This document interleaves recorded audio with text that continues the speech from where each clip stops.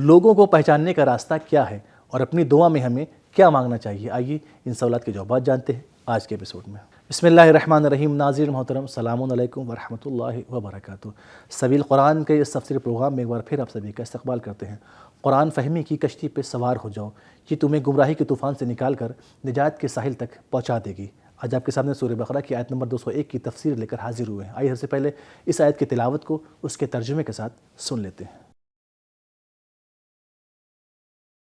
كتاب أنزلناه إليك مبارك ليدبروا آياته وليتذكر أولو الألباب بسم الله الرحمن الرحيم ومنهم من يقول ربنا آتنا في الدنيا حسنة وفي الآخرة حسنة وقنا عذاب النار۔ اور ان میں سے بعض لوگ کہتے ہیں، اے ہمارے پروردگار، ہمیں دنیا میں بھی بہتری عطا فرما اور آخرت میں بھی نیکی عطا کر اور ہمیں جہنم کے عذاب سے بچا۔ اب آئیے اس آیت کے نکات کو بھی جان لیتے ہیں۔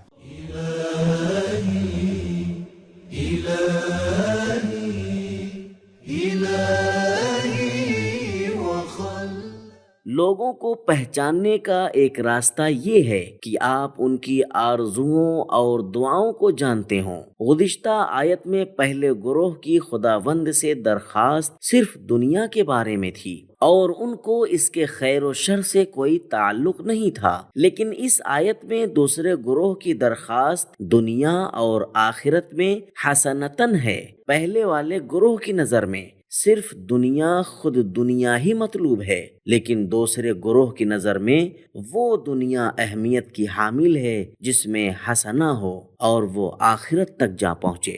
روایات میں دنیا اور آخرت کی نیکیوں کے بارے میں مثالیں بیان کی گئی ہیں۔ تفسیر نور الثقلین جلد نمبر 1 صفحہ نمبر 199۔ جبکہ حسنہ صرف چند ایک مثالوں میں منحصر نہیں ہے۔ امام صادق علیہ السلام اس آیت کی تفسیر میں فرماتے ہیں، خوشنودی خدا سے مراد آخرت میں بہشت، دنیا کی زندگی دنیا میں خوش اخلاقی ہے۔ کافی جلد نمبر 5 صفحہ نمبر 71۔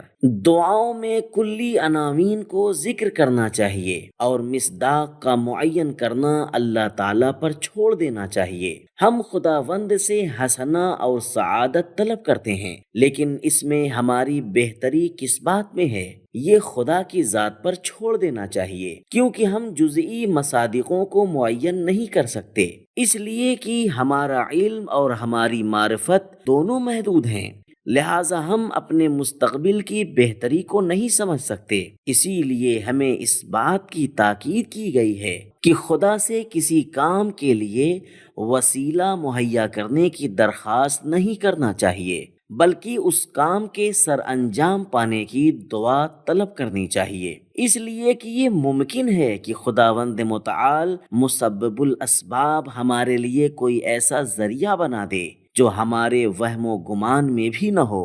مثلاً اللہ تعالیٰ سے یہ دعا کرنی چاہیے کہ خداوندہ ہمیں حج بیت اللہ بجا لانے کی توفیق عطا فرما، اور یہ دعا نہیں مانگنی چاہیے پروردگارا مجھے مال عطا کر تاکہ میں مکہ جاؤں۔ اس کی وجہ یہ ہے کہ خداوند متعال حج کے ایسے اسباب مہیا کر دے کہ ہم ان کے بارے میں سوچ بھی نہ سکتے ہوں۔ تلاوت، ترجمہ اور اس کے نکات جان لینے کے بعد اب آئیے سورہ بقرہ کی آیت نمبر 201 کے پیغامات کو بھی جان لیتے ہیں۔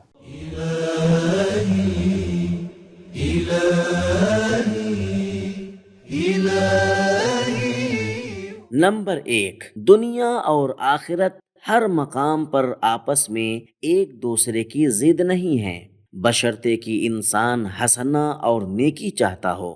نمبر 2، ہر فلاح و بہبود اور خوشحالی مذموم اور بری نہیں ہے، بلکہ نیک اور پاک زندگی مطلوب ہے۔ نمبر 3، دوزخ کا حساب الگ ہے، کیونکہ اس کے باوجود کہ اللہ تعالیٰ سے آخرت کی نیکی چاہتے ہیں لیکن آگ سے بچنے کی الگ سے دعا کرتے ہیں۔ وَقِنَا عَذَابَ النَّارِ، دعاؤں میں آگ سے نجات کے لیے تکرار اور اصرار بہت زیادہ دکھائی دیتا ہے، جیسے دعائے مجیر میں 70 مرتبہ پڑھتے ہیں کہ اجرنا من النار یا رب، پروردگار ہمیں آتش جہنم سے نجات عطا فرما، یا جیسے دعائے جوشن کبیر میں 100 عدد بند ہیں اور ہر بند کے آخر میں ہم کہتے ہیں خلصنا من النار یا رب۔ تو ناظرین، ہم نے جانا ہے کہ لوگوں کو پہچاننے کا راستہ یہ ہے کہ ان کے آرزوؤں اور دعاؤں کو جانا جائے، اور ہمیں اپنی دعاؤں میں کلی عناوین کو ذکر کرنا چاہیے